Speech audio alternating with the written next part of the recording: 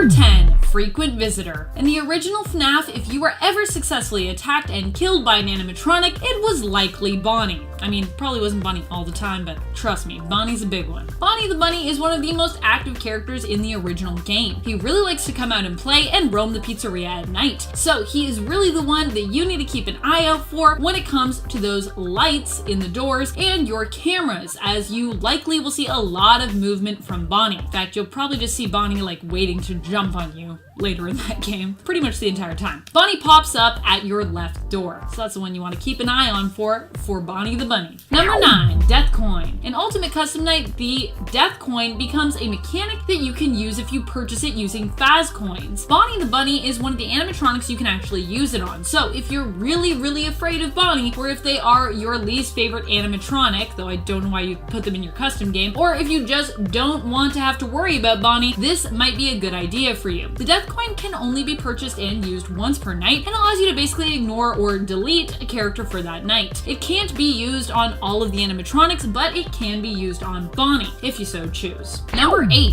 Bonnie and Foxy. In the trailer for the original game, Bonnie appears to be the animatronic who charges down the hallway at you, and is also shown removing his face. While in the game, it is Foxy who is known for running and using this method to charge you and attack. Right off the bat, this connection between the two would later lead to some seeming competition in the animatronics' relationship with one another, which is hinted at later in the franchise, and which we'll talk about further on in this list. Some have speculated that Bonnie running in the trailer while Foxy was the one running in the game has to do with either the fact that Scott had not yet designed Foxy, changed his mind about Bonnie's character in the game and his approach, or simply wanted Foxy to be a surprise. As for Bonnie removing his face, we wouldn't see anything like this with Bonnie until the second game. Number 7, moaning. On night 4 of the original Five Nights at Freddy's, you might notice that when Bonnie pops up, he begins to moan. You can hear a series of moans when you see Bonnie on camera, just adding to the creepiness of his character. It almost makes it sound like someone is trapped in the suit. It could be a reference to the spirits who are actually trapped within the animatronics, or it could just be the suit glitching when it comes to the in-story reason for why we hear this moaning. In regards to gameplay though, it just seems to be part of making the game feel more scary the further along you get, getting you more and more on edge. Just like the camera glitches, which you experience more and more as the game goes on. Ugh, those camera glitches, they get me.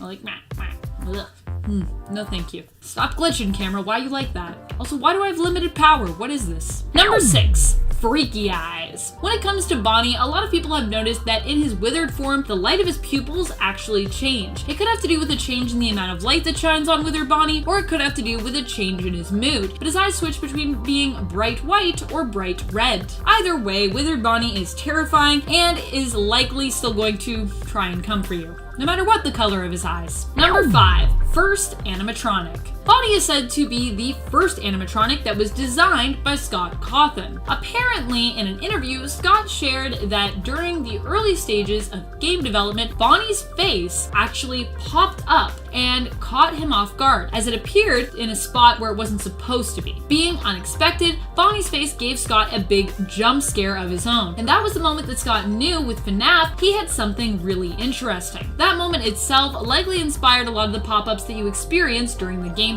Number 4, aggressive. In Ultimate Custom Night, Bonnie is also in Pirate Cove and is not happy about having to share the stage with Foxy the Pirate.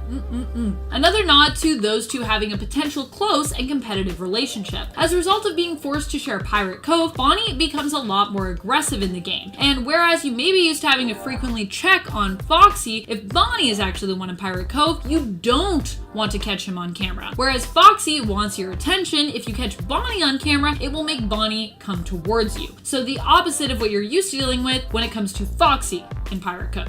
Number 3, Bonnie plushie. I don't know if it's so much shocking as it is interesting. In FNAF 2, the Bonnie plushie is an item you can get as a reward when you complete the Custom Nights Double Trouble mode. This plushie actually became so popular that it was also turned into a toy. In fact, there is a whole line of FNAF toys. Some of them adorable and some of them are more sinister looking. Some people even handcraft and sell withered Bonnie plushies as well. Ugh. So, if you're a fan of Bonnie, there's a good chance you can find plushies for him in all of his forms. Gotta catch 'em all.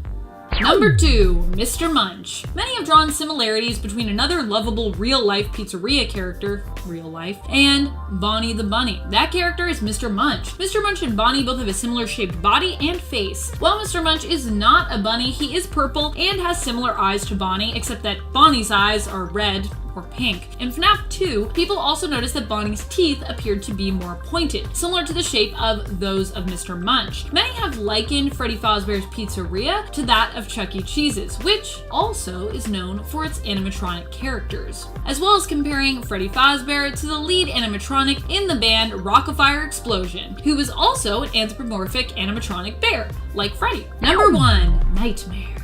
Scott Cawthon considers Bonnie to be the most frightening animatronic in the game. Bonnie actually gave Scott nightmares, likely because Bonnie was also responsible for the jump scares Scott experienced during development, which we talked about earlier. People also believe this is why Bonnie appears in hallucinations in the game, that the hallucinations are sort of a nod to Scott's own nightmares that he had of Bonnie. Regardless, when it comes to Scott's opinion, Bonnie remains the most terrifying animatronic in the games for him. So if we're talking to Scott, he's gonna tell us that Bonnie the Bunny is actually the most terrifying animatronic.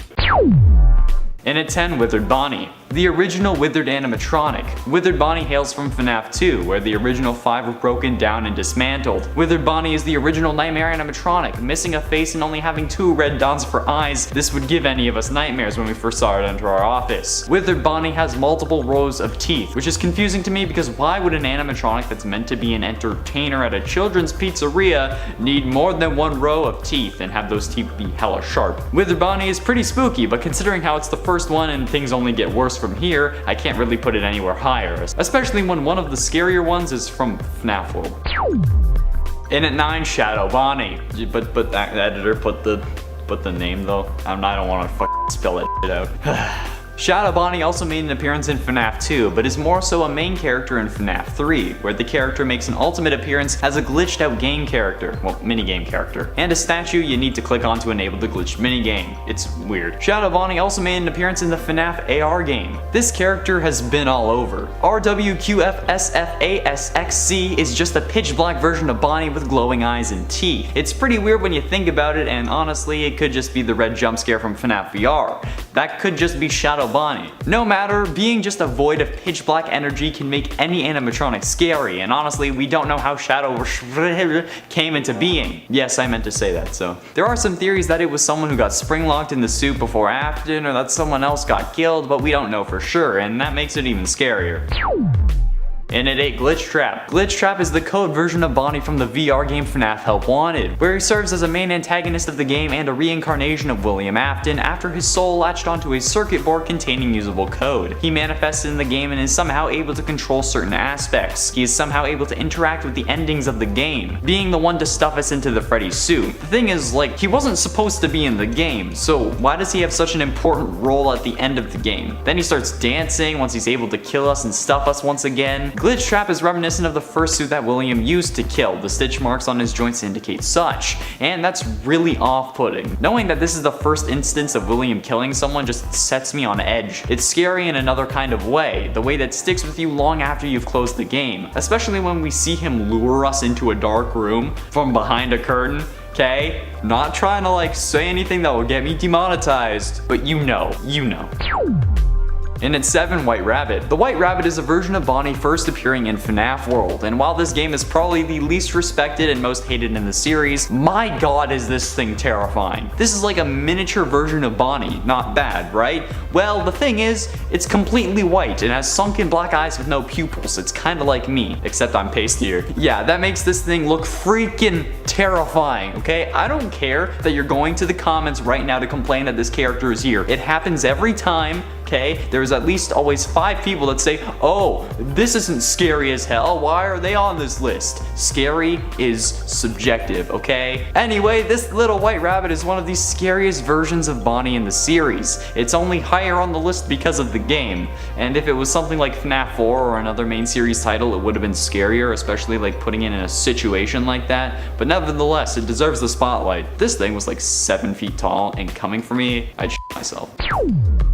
And at 6, Jacko Bonnie. Jacko Bonnie is one damn rascally rabbit. The animatronic is like your typical Bonnie, however, it's missing flesh in all the right places. I still don't know if I should be calling it flesh. It's like not real flesh, but it's their version of flesh. To him it's flesh, but does that make it okay to call it flesh? Whatever, I'm just gonna call it flesh. He glows orange from the inside and he glows hard, like harder than the chorus of All-Star. This animatronic is scary and one of the most intimidating animatronics in the entire series. The only reason it's not higher is because it's not very present in the series. It makes an appearance in FNAF 4's Halloween update and in FNAF VR in the helpy sections of the Pirates Cove ride and Curse of Dreadbear, where they don't really seem all that intimidating, but that's because I'm really in control of the outcome, and if I get jump scared, it's my fault, not like some weird game mechanic that I couldn't control, like the doors that don't work how they should. Yep, mentioning it again. I hate those doors, man. Halfway through at number 5, Easter Bonnie. Easter Bonnie, aside from being the best pun the series has ever released, is probably the kind of bunny your parents would make you sit with at the mall, but then you'd be crying the whole time. Like Matt from In the Flesh, from the latest in what should have been the final Fazbear Frights book, Bunny Call, which is totally meant to be a fanfic about MatPat, but that's aside the point. Is this his way of asking MatPat if he wants to work on another FNAF VR game? Like, are these Scott's deepest fantasies? Well, no matter, this bunny is creepy. This version of Bonnie hails from the FNAF AR Special Delivery, and it's basically a white Bonnie with glowing blue eyes, a glowing red mouth, yellow bow tie, and an egg pattern on his stomach. I can't really explain why I find this so unsettling, perhaps because I constantly get chocolate bunnies around Easter time, and I don't want to think about eating an animatronic that's trying to kill me, but there's also a chocolate version of Bonnie, from what I can tell, but that one's meant to be eaten, so it doesn't scare me. I don't know, okay? It's weird. It's off-putting. I don't like it. And at 4, Blacklight Bonnie. I have a blacklight, and the reason I have it is because I had it for a Halloween party, because blacklights seem to make everything scarier. I don't know how, but they do. Now, having a whole animatronic surrounding this concept is going to be terrifying, especially when the main color is pink, such a scary color. The blacklight animatronics were first just released as toys in promotion for Help Wanted, but they actually do make an appearance. The only reason we know they exist, however, is because of the toys. The blacklights made their debut in the animatronic repair hard mode, which is basically just the same thing but with hardly any light, so we can't actually see the animatronics, but apparently they are truly the blacklights. But either way, bright, eccentrically colored animatronics will scare anyone who lives in the dark and is scared of adding color to their wardrobe, like my sister. Only she will understand that joke, and she doesn't watch these videos because she doesn't support her brother, so that's probably wasted. It's a long story. It's not really, but I just don't want to tell it.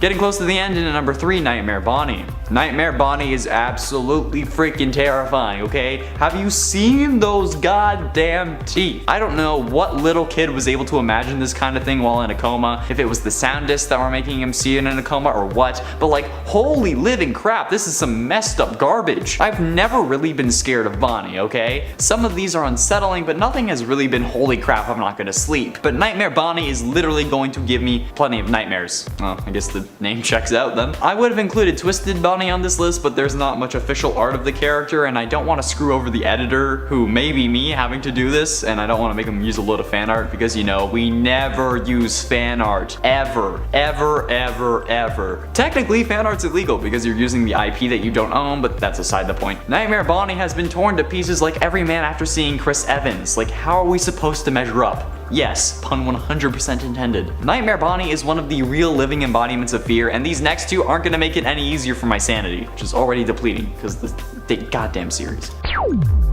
Penultimately, in at number 2, Toxic Springtrap. I didn't include normal Springtrap on this list because officially, thanks to the man in room 1280 from Bunny Call, it is confirmed that William Afton was always alive, thanks to a kid who possessed his body who kept him from dying because he wanted William to suffer more. Everyone kept saying, so you think William was able to stay alive for 30 years behind a wall after getting spring-locked? And every time I said that it wasn't an animatronic, because it's a human who was alive controlling the suit. And I kept saying that it's not the most outlandish thing in the series, and look, I was right. Confirmed. Springtrap is not an animatronic, okay? I needed to gloat.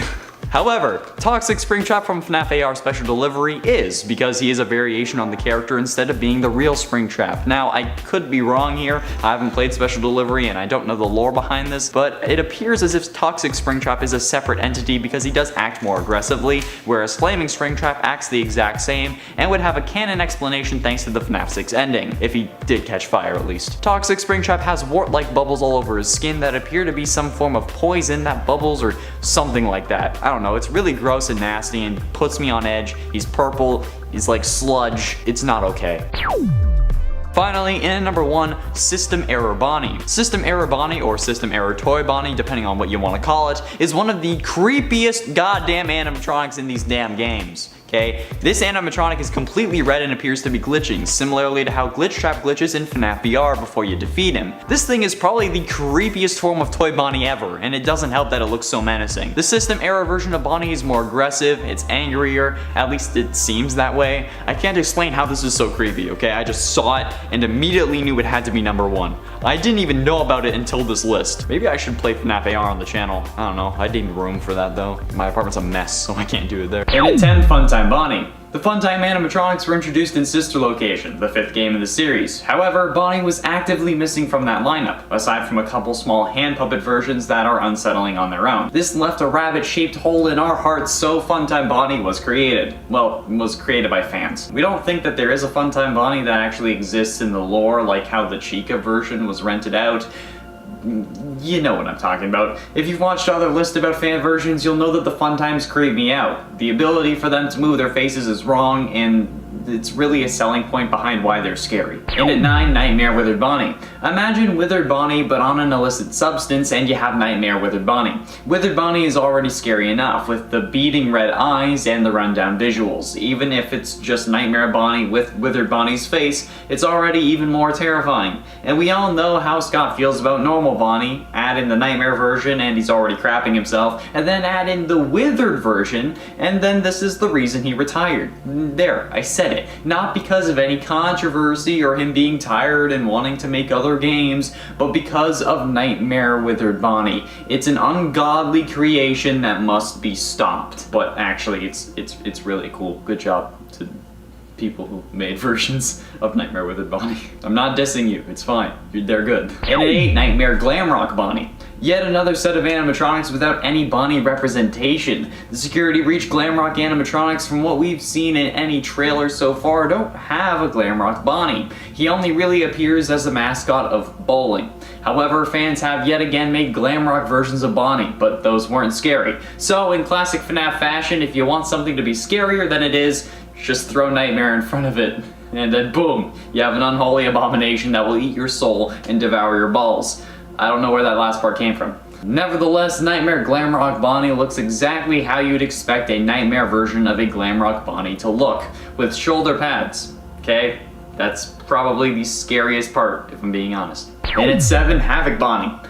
Here we go, the good old classic Dormitibus. Known as probably the most disturbing FNAF fan game, Dormitibus takes place before FNAF 4 and 5 even came out, so before the official Afton name reveal as well as the Nightmare animatronics. But this is honestly worse than the Nightmare animatronics in my opinion. The thing is, Havoc Bonnie wasn't even in the original Dormitibus. It's a fan creation based on a fan creation, making it one of the most meta versions of Bonnie on this list. Although there is another that's even more meta, but we'll get to that. And the fact that the Dormitibus based version of Bonnie is only number 7 should speak volumes about what's coming up. And no, it's not at number 7 because it wasn't in the original game. The game is hella messed up. I suggest looking it up if you're over the age of 16. I mean, like, I'm gonna put that disclaimer, because, like, kids should really not be looking at this kind of thing. It's messed up. Honestly, like, that's not even a joke. And at 6, FNAF Plus Bonnie. FNAF Plus is an in-development fan game funded by the Fazbear Fanverse Initiative. And as I described in the video about the Fanverse timeline, click up in the top right corner for that video, this is probably the deviation point from the main timeline, with other events beforehand remaining largely similar, if not identical. However, this version of not only Bonnie, but the other 2 animatronics as well, are just plain creepy. Bro, like if Funko Pops could actually kill you and wanted to. Not sponsored, but Funko, hit me up. The structure of the head is honestly best described as a Funko Pop vinyl figure, with a wide jaw that would slay any mother who walked in with their kids for their birthday party.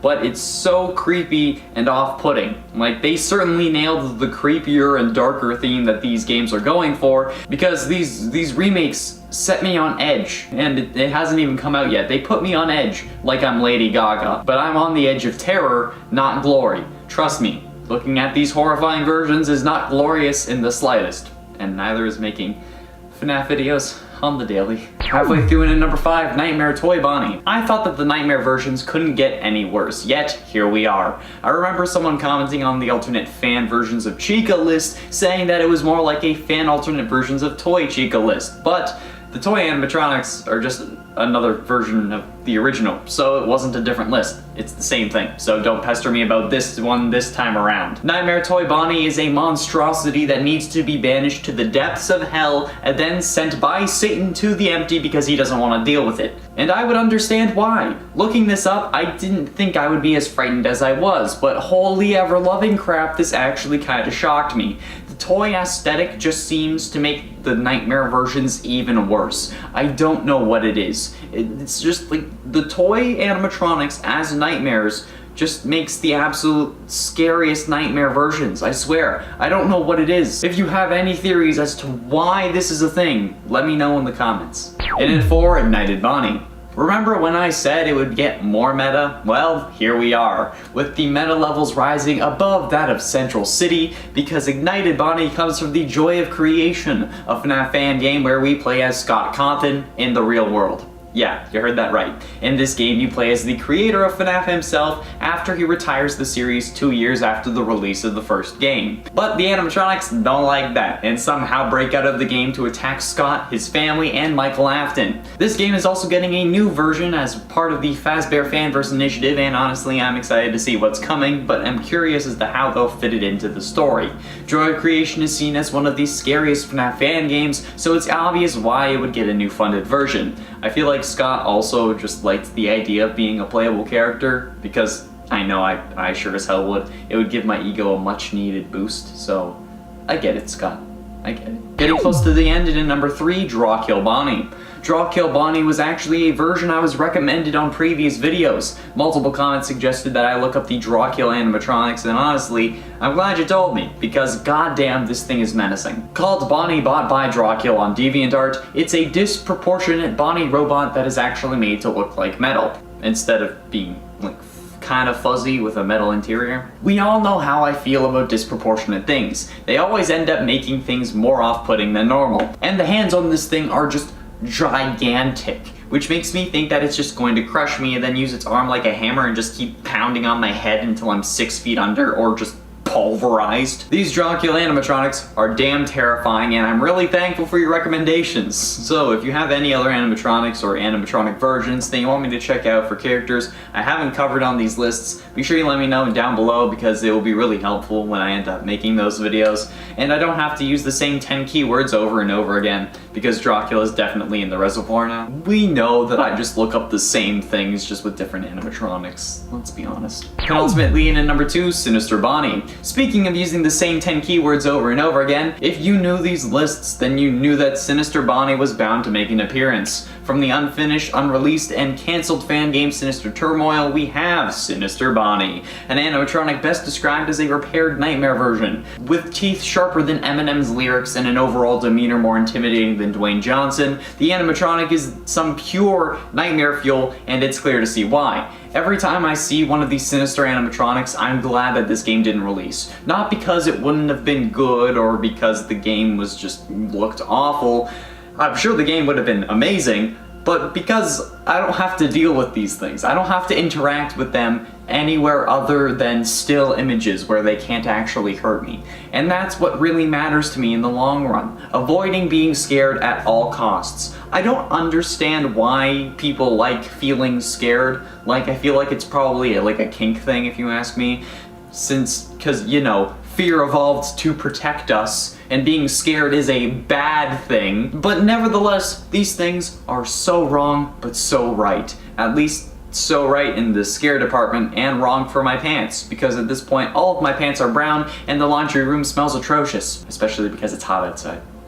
Oh yeah. Finally, in at number 1, Slasher Bonnie. Yet another recommendation from the comments, Slasher Bonnie will haunt my nightmares for weeks to come. As if I wasn't scared enough about playing the guitar, Slasher Bonnie turns that into an actual fear by making that thing into a giant axe. Thanks PlayStation Jedi on DeviantArt, thanks for causing plenty of restless nights. This damn guitar axe thing is so damn creepy, especially because there is literal blood dripping off the damn thing. I don't know what else to say. Like, I feel like the pictures say it all. If a picture says 1,000 words, then I just need 2 pictures for my script, and then that's the video. I'm done. Like, my scripts are usually around 2,000 words long, which is significantly more than most people, at least at work, I feel. But, like, because, like, I talk fast, which I'm sure you've noticed. A lot of people have complained about it, but I mean, like, I can't change the way I talk. That's also why I usually don't have time for comments, because I only have so long to film a video, and that's all filled with information. As long as you keep Slasher Bonnie away from me, I think I'll be okay. Although the Slasher animatronics will also be making more appearances if there are more than the original 4 animatronics, because we've already covered the other ones. Because goddamn, did you see the Chica version? Like, it has a bib that says "let's kill" instead of "let's eat." Dear God, why would you do this? And at 10, focus. The game may be called Five Nights at Freddy's, but in reality, is the game about Bonnie? Now this comes from the fact that Scott, while playtesting the game, was actually most scared of Bonnie, since he ended up having nightmares about the character. I mean, this is no secret. Freddy was also originally not going to move from the center stage, only scaring the player if they ran out of power. So the only animatronics you'd really have to deal with would have been Bonnie, Chica, Foxy, and Golden Freddy. And every character other than Bonnie has some form of area or mechanic that makes them invisible, at least for a time. Chica can go into the kitchen, Foxy doesn't come out unless you forget to check on him, and Golden Freddy is a rare occurrence, and that only really happens towards the other nights. So the only real consistency is Bonnie. And if Scott considered Bonnie the scariest animatronic and wanted the game to be scary, it would make sense if Bonnie ended up becoming the main focus. And at 9, Freddy lookalike. There are some FNAF community members who have seemed to think that Bonnie looks awfully similar to Freddy, and it's something I picked up on as well during my analysis of the FNAF 3 bad ending, link to that up in the top right corner.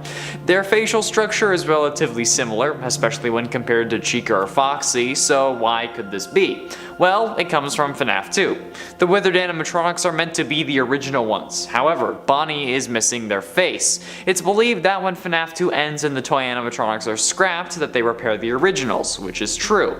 But since Bonnie is missing his face, they use a Freddy face as a form of template to recreate the original Bonnie. So that's why Bonnie may have some features that looks the same or has an essence of Freddy.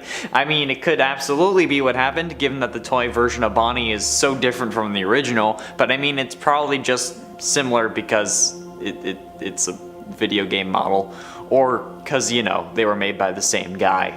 That would also make a lot of sense. And at 8, Funtime Bonnie. When Sister Location came along and the Funtime animatronics were introduced, we had a lot to say about some of our missing lineup. The main one being Chica. But while there was no Funtime Bonnie per se, we did get a hand puppet version of Bonnie called Bon Bon. But who are we kidding? That's not good enough. But luckily the source code of Scott's website, scottgames.com, came in clutch and provided us with a potential explanation as to where our furry little wouldn't be furry in this context friend had gone. He was rented out. In the source code, theorists found the phrase Chica's Party World in a slightly abbreviated form, which led us to the conclusion that Funtime Chica had been rented out to her own themed restaurant called Chica's Party World, and this caused us to draw similar conclusions for Bonnie, perhaps not being rented out to a specific restaurant or location, but possibly for a birthday or some other event. While we didn't see them mentioned, it's still nice to think that Bonnie was still alive. That or William just didn't have enough combined remnant metal to make another animatronic. And at 7, Glamrock Bonnie. While we did originally wonder where Funtime Bonnie had gone, now we are left asking where Glamrock Bonnie is. With all the trailers for Security Breach, the only version of Bonnie that we've seen is one that has their face plastered in a bowling alley. Other than that, we see no sign of not only a Glamrock Bonnie, but really any Bonnie animatronic in the newest Fazbear game. Like, what? Why? How can there be no Bonnie? Are they trying to cut back on the scare factor so they cut out the one who Scott thought was the scariest, or are they trying to cut back on the ships? Because I'd understand that. I mean, like I already mentioned in a previous video how Roxy is basically a hybrid of Foxy and Bonnie, so I mean, like, if you're trying to cut back on the ships, that's not helping. Also, where's Foxy? I guess it's probably for merchandise reasons, because let's be honest, even I wouldn't want a full wall of Funko Pops that are just the same animatronics but in different forms. I mean, like, don't get me wrong, it would be cool to have some of my favorites like Grim Foxy or Dreadbear, but if it's just Foxy, Bonnie, Chica, and Freddy over and over, it would get a little boring. So I get why they're introducing more characters. Gotta get that Cash Monet. Why do you think we talk about FNAF so much? And at 6, Chocolate Bonnie. Chocolate Bonnie is certainly one of the more interesting animatronics added by the AR game Special Delivery. It's funny, because I made a whole list about animatronics that would taste good and this was just a gimme. But why is this a thing? Like, sure, it was for Valentine's Day or Easter or whatever, but like, what is the in-universe reason for these animatronics? Like, Chocolate Bonnie literally has a whole chunk taken out of him and has candy buttons and sprinkles like those cosmic brownies. Like, what compelled the Fazbear Entertainment Company in-universe to create an animatronic out of chocolate? Like, even the endoskeleton is chocolate. I feel like this was like a joke pitch from someone that like they gave at a meeting to try to illustrate how ridiculous they would go, and someone took it seriously. Like when I jokingly suggested top 10 scary old town roads and they actually made it on Most Amazing Top 10. I think that was me. I know I made some ridiculous suggestion that I thought that they would take as a joke and then they actually made it. And that's like the most ridiculous video that I can think of off the top of my head. So I feel like that was me. I feel like that's it. But it's been so long that I've forgotten. I feel like Liam was like, oh yeah, Lil Nas X. And I was like, top 10 scary old town roads. And he's like, yes. I said, no. Halfway through and at number 5, Shadow Bonnie. Shadow Bonnie has been in the game since Fnaf 2 and has even been one of the most recurring characters, making his way all the way into Fnaf AR. But who is this mysterious pitch black rabbit animatronic? The most popular theory is that they are some form of Springlock victim that wasn't able to possess the suit for one reason or another. So instead their agony manifests into a pitch black cloud of pain shaped to look like the thing that killed them. And that's pretty haunting in and of itself. But what the heck is going on with the fact that it looks like Toy Bonnie? Toy Bonnie isn't a Springlock suit, it's just a pure animatronic. So why would the agony manifest into looking like a non-Springlock suit if they were killed by a Springlock version? Why not possess the golden Bonnie suit so William couldn't end up using it? And why does looking at this animatronic for too long cause your game to crash? There are only 3 animatronics that I know of that cause this, and 2 out of the 3 of them are both variations of Freddy. Golden Freddy and Nightmare. So, what gives? In at 4, Nightmare Bonnie. The Nightmare animatronics are the center of quite a few theories, thanks to the confusion FNAF 4 caused in the community. However, while we could discuss why the animatronics have stomach mouths or why they're all torn up, since the stomach mouths are most likely because of Elizabeth getting scooped and being torn just makes them look scarier, I wanted to ask why Nightmare Bonnie looks the most tame out of all the Nightmare animatronics. Like, seriously, when I look at them, I find Bonnie to be the least scary. The others have at least one thing that really sets them apart usually, especially Nightmare, but Nightmare Bonnie seems the most generic, and I have a theory as to why. When talking about Bonnie, it's impossible not to mention how he gave Scott nightmares while testing the first game, like I said earlier. In a way, this version of Bonnie is how Scott always saw him, but I believe in an effort to make the Nightmare Bonnie less horrifying for him, he made the most basic Nightmare animatronic that he could, so he could still play test the game without having nightmares again. Or because he made Nightmare Bonnie first and then added stuff to the other ones to make them more unique, or make them different, aside from the fact that they're all different animatronics. You get what I mean. Getting close to the end in number 3, Twisted Bonnie. The twisted animatronics are something we have yet to see in game, and that's probably going to stay that way, as a way to differentiate the books from the games, at least in a sense, other than them being books and games. However, what if this isn't the case and we've already seen the twisted animatronics? It's entirely possible. The whole concept that the twisted animatronics run off is that they twist reality. They twist what you see using discs that emit high frequency sounds, so you see what you'd like to see rather than what they actually look like. Sort of an eye of the beholder thing, or they just have a fixed thing of what you see other than their actual appearance. Either way, we've seen something similar or potentially similar in Sister Location, located on Funtime Freddy's chest. The game calls this his power module, but if it powers the whole animatronic, why is it so easily removable and not plugged into anything? This led fans to conclude that this was our first look at these sound illusion discs, and that the Funtimes may be using them to conceal their real form, the twisted animatronics. It would make sense given that their endoskeletons are made of remnant of all 5 of the original victims, the missing children from the missing children's incident, and if that's the case, where is Twisted Bonnie? If there is no Funtime Bonnie, is it someone else? Someone like Ballora or Baby? Or is there an animatronic that we missed that is still out for our blood? And ultimately in at number 2, more shadows. Now I've discussed Shadow Bonnie earlier on this list, giving ideas as to how he ended up being created, but there's actually a theory that there are two Shadow Bonnies. The ones we see in the games like Fnaf AR and Fnaf 2, but also the ones we see in the mini-games of Fnaf 3, since the one in the mini-games appears to be more like the Yellow Spring Bonnie suit that we can also see in those mini-games. Whereas the previous Shadow Bonnie is very much based on Toy Bonnie, which only goes to further add to the whole Springlock victim theory, since Fnaf 3, where this minigame version appears, is heavily focused on Springtrap and the spring locking that caused him to become Springtrap in the first place. Then again, this theory wasn't really prominent until the release of Fnaf 3, when we learned of an unfortunate incident at the sister location involving multiple and simultaneous Springlock failures, so yeah. But it's still a theory. A Shadow Animatronics theory! Thanks for watching! But don't leave, I still have number 1. Finally, in at number 1, Jeremy. This is all but confirmed at this point, being considered canon by many, and by many I mean basically everyone. However, it's still technically a theory until Scott actually 100% confirms it. So, who is the one possessing Bonnie? Most assume it to be a kid named Jeremy.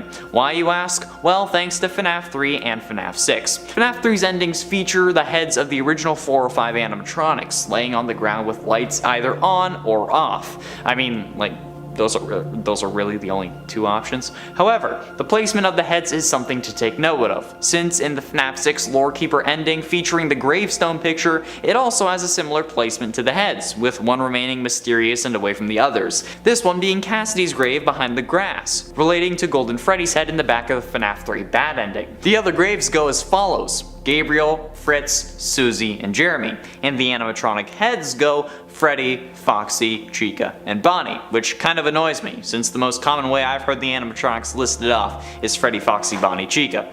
I mean, like, it's just like a slight OCD moment, because it just sounds right, you know? Like, it's long, then short, then long, then short, and then the B and C's are in proper order, but the F's are more abundant, and that's why they're at the front. Okay, I'll stop talking now. And at 10, Springtrap. It seems weird to me that Springtrap isn't Fred Trap. Like, why would William use a Spring Bonnie suit instead of a Spring Freddy, the mascot of the company? Maybe Bonnie is a more popular animatronic despite not being front and center, or maybe it's because using Golden Freddy would bring too much attention because he is the mascot of the company. Maybe both. I don't know. But in-universe reasons aside, I think I know why this is the case in our world. It's common knowledge by now that Scott Cawthon, while developing Fnaf 1, was given nightmares after being jump-scared by Bonnie during the playtest of the first game. This didn't happen with any other animatronic, so Scott ended up finding Bonnie to be the scariest. Maybe that's why Afton chose it, because Scott wanted the last game of the series to be scarier. And before you get mad, in an interview, Scott Cawthon said that Fnaf 3 was planned to be the end of the series, so Springtrap would have been burnt, and that's why the puppet was there on some rare screens. However, the community was disappointed with the Springtrap jump scare, and that's why he made Fnaf 4, and then 5, 6, 7, and 8. Since Scott thought Bonnie was the scariest though, it only makes sense for the killer to use the suit in the intended final game. But I can't be sure because I've never talked to Scott. Like, Scott, hit me up though. Let's chat. And at 9, Bonnie Run Run Run. Bonnie run, run, run, faster than my Foxy. Oh god. It's actually interesting though, since in the original Fnaf 1 trailer, we never see Foxy or Pirate's Cove for that matter, and the only running animatronic is Bonnie. I find this odd because, well, why wasn't Foxy there? Myself and others think that perhaps it was because he wasn't added. You see, as you playtest the game, you find balancing issues and bugs that you need to fix, and as of this trailer, perhaps the game was too difficult with a giant bunny that was always sprinting at you, or perhaps it was too frequent or it was causing issues. So in an effort to balance the game or make it scarier, Scott added Foxy and Pirate's Cove to make Bonnie less overpowered. I mean, other than Bonnie, only Foxy comes down that hall if you let him. It was also probably a way to fix the just never opening the camera strategy that Foxy does end up preventing, and in Ultimate Custom Night, the 2 animatronics that you can see in Pirate's Cove are Bonnie and Foxy. Interesting. Also guys, if you're enjoying the video, be sure you hit like and subscribe for more videos like this, because, you know, the algorithm hates everyone, and it lets us know what you want to see more of. And at 8, Easter Bonnie. The Easter Bonnie animatronic from Fnaf AR is something that we never really understood. Like, why did Fazbear Entertainment create an Easter version of Bonnie? Like, I get that it's a riff on the Easter Bunny, but do they use this when the place opens around Easter? Because, like, if not, it just seems like a waste. I have an idea though. What if they're using it to try to take over holidays. Think about it. I know it sounds outlandish, but I mean, like, Fine Bros tried to trademark the word react. So they also have multiple holidays represented with special animatronics. Easter Bonnie and Chocolate Bonnie, Liberty Chica and Firework Freddy, Katrina Toy Chica, Heartsick Baby and Blackheart Bonnie, Shamrock Freddy. There's even an unused Easter Chica, for crying out loud. That's 4 separate holidays that Fazbear animatronics have no business in, with animatronics representing them. Like, why?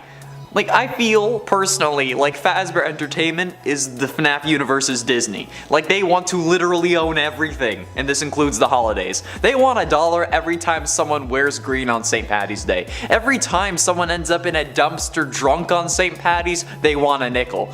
I'm not speaking from experience. Every time a kid finds an Easter egg, it has to have a token for Freddy Fazbear's inside. That's what this company wants.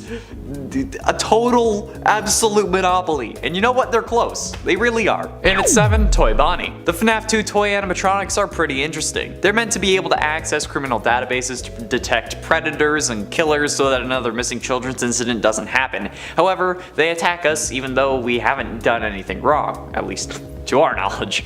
But remember, these animatronics are meant to protect kids, not adults. And as of night 7 in FNAF 2, we play as someone who looks exactly like the one who caused the missing children's incident.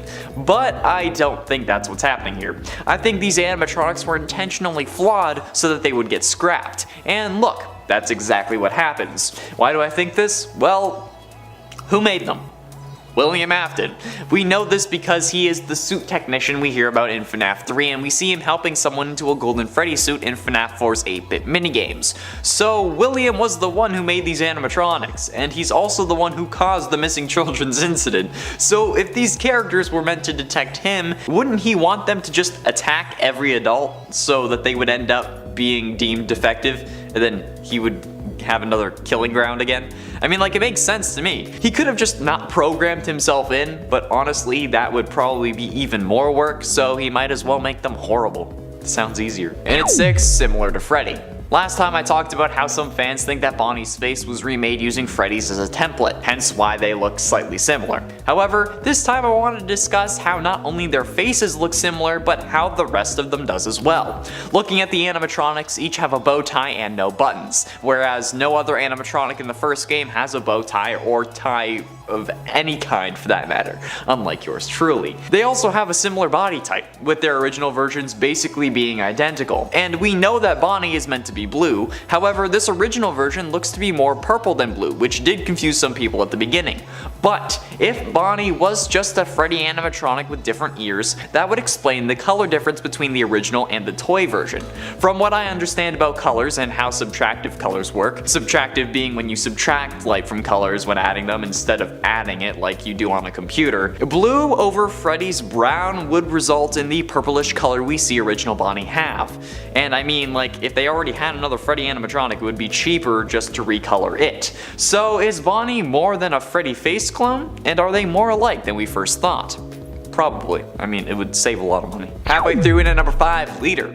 Sure, the place is called Freddy Fazbear's Pizza, but is Freddy the actual leader of the group? Sure, he's the one who's front and center and singing all the kids' favorite tunes, but he hardly does anything in the game. And he was originally going to do even less, only sticking around on the stage and scaring you if you ran out of power. And he was also hardly in the trailer for the first game. The trailer really featured Bonnie more, and honestly so do the games. Bonnie's the first animatronic to typically make a move towards you on each night. And Bonnie has quite a few versions as well, with 22 different versions in his own right, including the FNAF AR Springtrap and Plushtrap skins. And Bonnie is the other animatronic that got introduced with a shadow version in FNAF 2. So is this giant bunny more than meets the eye? Is this like a Puppet Master scenario where Bonnie is manipulating Freddy to get what he wants? I mean, like, the main killer does use a Bonnie suit after all. And at 4, Withered Bonnie. We assume that the Withered animatronics are just decommissioned versions of the original 5 animatronics that were then improved for the opening of the FNAF 1 location. However, if that was the case, wouldn't they have found bodies inside those animatronics? In addition to that, look at FNAF 1 Bonnie in comparison to Withered Bonnie. Besides the missing face, do you notice anything different? That's right, Buttons. Withered Bonnie has 2 buttons on his chest, whereas FNAF 1 Bonnie doesn't. So how would these be the same animatronic? I guess you could say that they removed the buttons, but the bow tie also just seems off. And as we can tell from the FNAF VR parts and service minigames, the bow tie is a part of the animatronic, not like an actual bow tie that can be easily changed. Sure, this one is withered, but withered obviously in this context means partially destroyed. So why would buttons stick around only to later be removed? If they're on there after that, they're on there good. It just doesn't make sense to me. Also, the whole they would have found bodies in there, unless Afton was the one attending to them, but I mean, there would have at least been someone else helping. It's not like he would have done it all by himself. Unless maybe he did, I don't know. Getting close to the end into number 3, Rockstar Bonnie. Now what's really confusing to me is Rockstar Bonnie. Introduced in FNAF 6, Rockstar Bonnie was in essence just an excuse to make more versions of animatronics for merch reasons. At least I feel that way. But Rockstar Bonnie looks like more than that, since it has a similar style to the FNAF 1 and Withered Bonnies combined, along with 2 extra toes. But what does this mean? Well, some assume that this meant it was the real repaired version of Withered Bonnie, since it was in the FNAF 6 location, and that meant that it would have to burn, because you know, that whole thing was meant to just burn off everything having to do with Afton's killing spree, and Withered Bonnie was most likely the one that had the body in it, so having a kid inside would actually be better in this scenario rather than not, which is weird. Others thought that it was just a new animatronic entirely, but I'm here to set the record straight. Rockstar Bonnie is actually a revamped version of the original Bonnie, whatever version that may be, assumingly the version we see in FNAF 1. According to the at time of filming still currently canon fast facts, because they might be deemed uncanon later. An unused text file from FNAF AR reads, Rockstar Bonnie was developed from the original Bonnie for use in Freddy Fazbear's Pizzeria franchise operations, meaning that Rockstar Bonnie is just the original Bonnie with extra steps. So there you go, a theory combined with fact. Perfect unionization. Penultimately into number 2, Deep Connection. Now last time I mentioned how Jeremy is the most used name in FNAF history, with multiple different characters having the name over various games. But what if I told you that they may be closer than we thought? Well, the first Jeremy is the one who gets killed by Afton and shoved inside the Bonnie suit. The next Jeremy gets his frontal lobe bitten by an animatronic in FNAF 2 and promoted to day shift. But the third Jeremy is where things get freaky. The third Jeremy was a playtester for FNAF VR, and was the tester before Tape Girl took over. Why did she take over though? Because Jeremy kicked the bucket thanks to being driven mad by Glitch Trap. Okay, so what? Really? I mean, like, why are you saying so what? This guy cut his face off with an office paper cutter, for God's sakes. He literally cut his face off thanks to being driven mad by Glitch Trap, a version of Bonnie, might I add. However, that's not where this connection gets freaky. Who else gets their face removed? Withered Bonnie. Withered Bonnie's whole thing is that he's missing his face. There is no way that is a coincidence, especially when Withered Bonnie shows up in the final pizza party minigame room. Too many Jeremys and too many connections to Bonnie for that to be unintentional. There has to be something there. I hope. Finally, in at number 1, Ship Trap. It's always been a mystery to me why FNAF AR even exists. Not from like a merchandising perspective or anything in our world, but because they're using this surface to try to repair their reputation in their world, but these animatronics are hurting people. Like what the hell? Why? They know about it too. We learned that from the emails. But what irks me the most is that they're shipping out versions of Springtrap. Why? What? Why on earth are you shipping out versions of your infamous killer? We know that people know what he did, as evidenced by the man in room 1280, so why are you doing this willingly? Some people have said it's because they didn't know, they just thought that he was a version of Spring Bonnie, but he's literally called Springtrap in the menu. If they didn't think he was Springtrap, they would have called him Spring Bonnie. The name Springtrap implies that someone was trapped by the spring locks. It makes me so angry. I don't get it. For God's sakes, like, do they want a bad reputation? Number 10, the Roxy connection. Because everyone loves the animatronics in FNAF so much, it should come as no surprise that people even ship them together sometimes. What is shipping? Well, for those who don't know, shipping characters means that you are imagining what it would be like if they dated or were in a relationship. Relationship being the key word from where the term ship comes from. Some fans who ship Foxy and Bonnie together as a couple have even suggested that Roxy is their animatronic daughter. Of course, Foxy and Bonnie are both often referred to as being male animatronics, but they are also well, animatronics, which means that you could combine pretty much any two animatronics together regardless of their gender identity or lack thereof, and create something new if you so wish. Perhaps Roxy was more literally even made from parts which came from both Bonnie and Foxy, which is how I'd imagine creating an animatronic's offspring would work in Fnaf, although that does imply that Foxy and Bonnie may have even had to die for Roxy to live.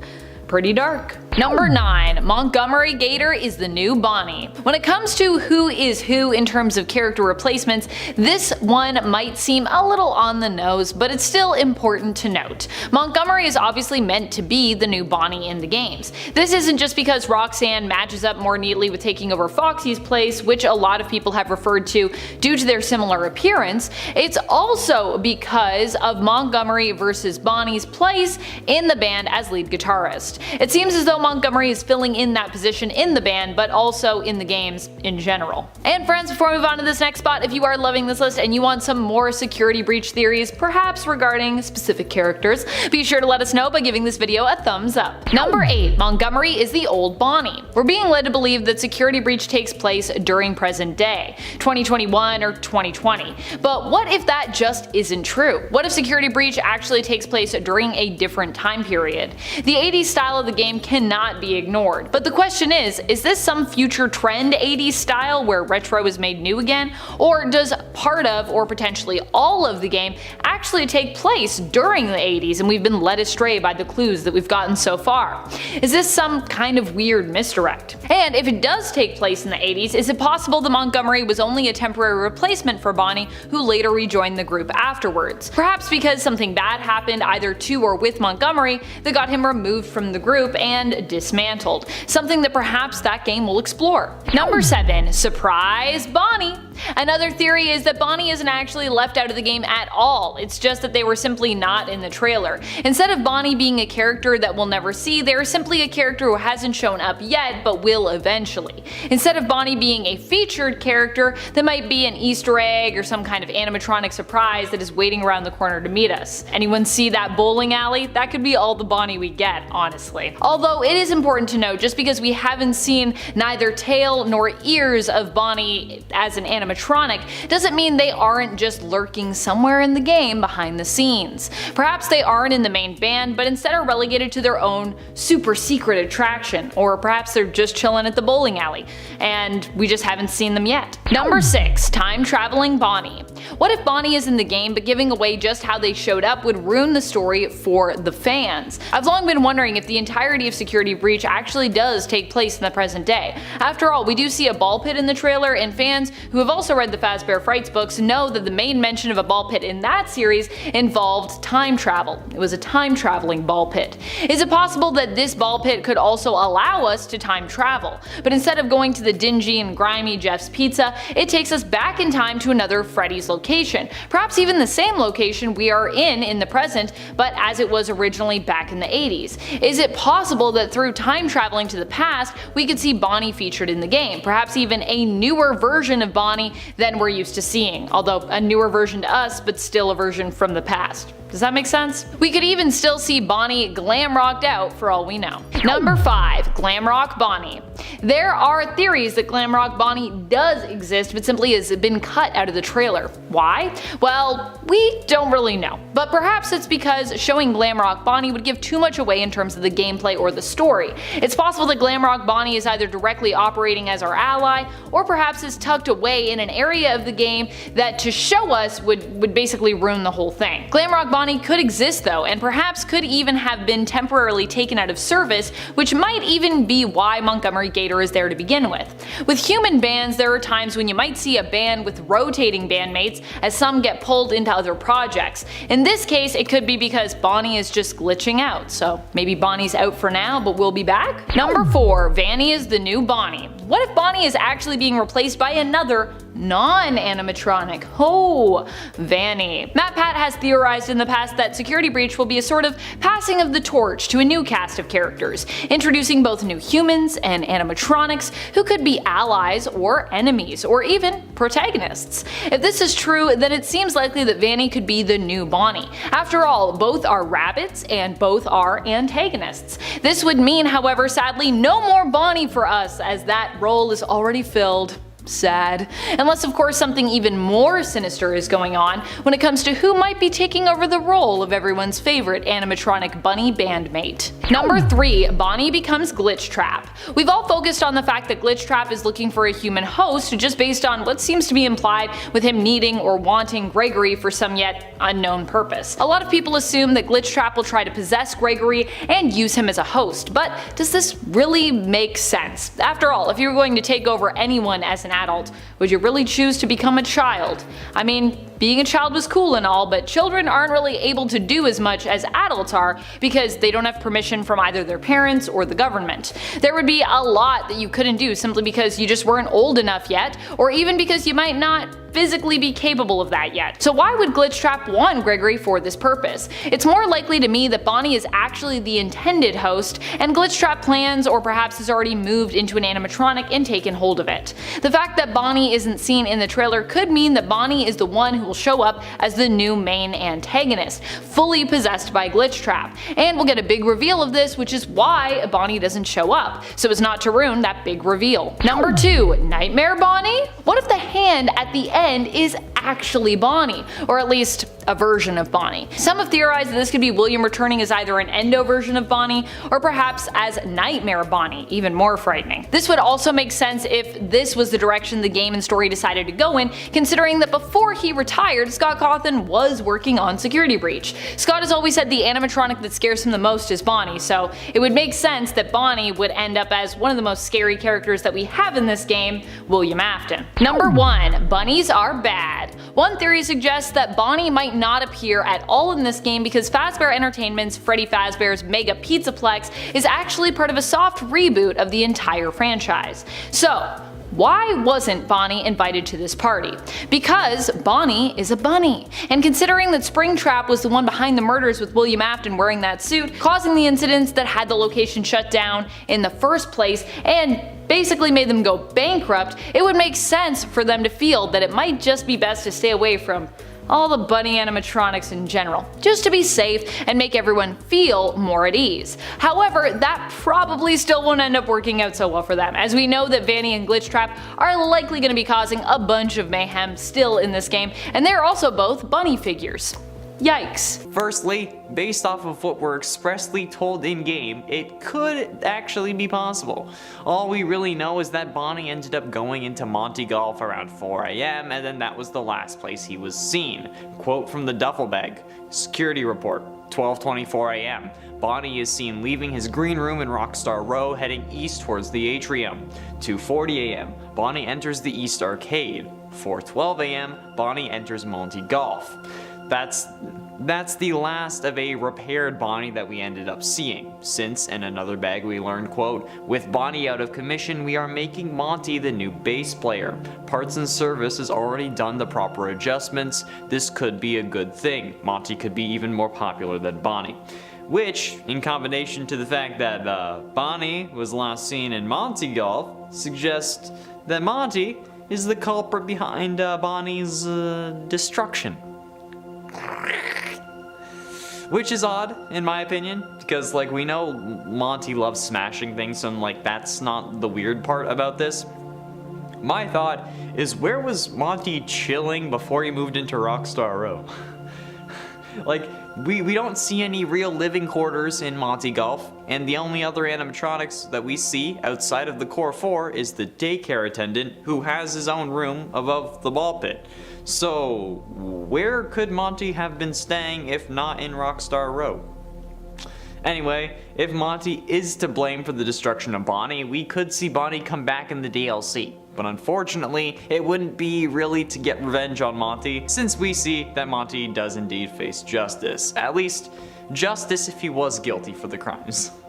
And if not, then it was just destruction. There is another theory, however, that could counter this point if it's true. The idea that Glamrock Bonnie's endo was used to create the new body that Afton inhabits in the true ending, Burn Trap. Now, we've covered this in another video, link to that is in the iCard, but in that video we came to the conclusion that the entire endo wasn't used, since the shoulders on Burn Trap aren't wide enough compared to the male Glamrock endos. And the fact that Afton's muscle fibers, or nerves, again, still not quite sure what they are still connected, would prove that it's the old suit. But there are sections where the fibers are blocked, like on the left foot and left arm. Both things that he was missing, or were more damaged at the time, while in his scrap trap form, seemingly suggesting that perhaps these specific parts came from Glamrock Bonnie instead of the whole endoskeleton. Maybe they were the only parts that they could use after Monty had his fun, maybe they cut Monty off from destroying the rest of him, hence why he starts smashing his green room. We're not sure, and frankly the latter is just speculation, but it's still interesting. Originally, I was against the whole Glamrock Bonnie endoskeleton thing because, well, frankly, the body in the suit kind of disproved it for me. But I think I might have found a way to make it work. Like I said, looking at the model, I'm still not 100% sure. But if this was the Glamrock Bonnie endo, again, it would need to have broader shoulders, and actually it would need to be shorter. Unless they're like using the female endo for Bonnie, which wouldn't really make sense, so I don't think that they would, especially if they're gonna give Bonnie shoulder pads. But I mean, like, even if we scale them so they're the same height, the endos, when posed the same way, and I'm comparing to like an actual endo, not the Glamrock Bonnie fan art, they still don't line up. And I mean, there are similarities between the two, of course, but there aren't enough where I can even call this above 50%.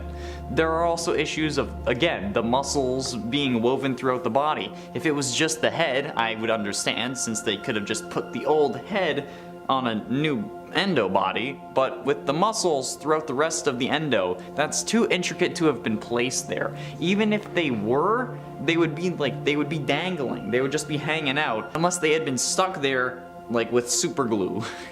Because, like, they were deep in there, because, you know, he was shoved full of machine parts. So yeah, if Afton was going to transfer his head to a new endo, it wouldn't come with the rest of the body bits.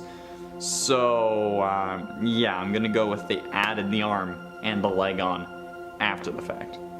But what would that mean for Glamrock Bonnie?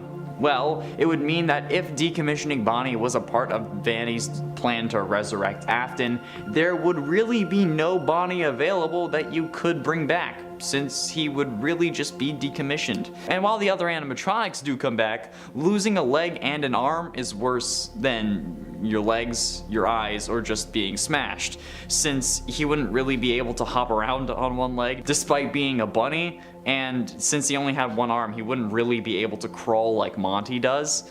So, I mean, I suppose the DLC could instead just be replacing Monty with Glamrock Bonnie, but that's achievable with mods, so there isn't really a point to making that a paid DLC, since we would all just opt into modding the game for that experience.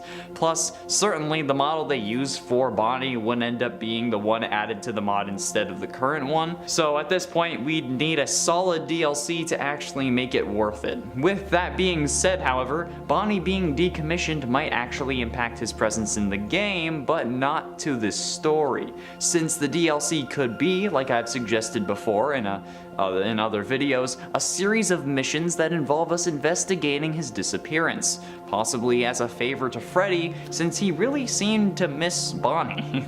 Like, he was pretty sad when he was saying that there's no bunny in this Pizzaplex, not anymore.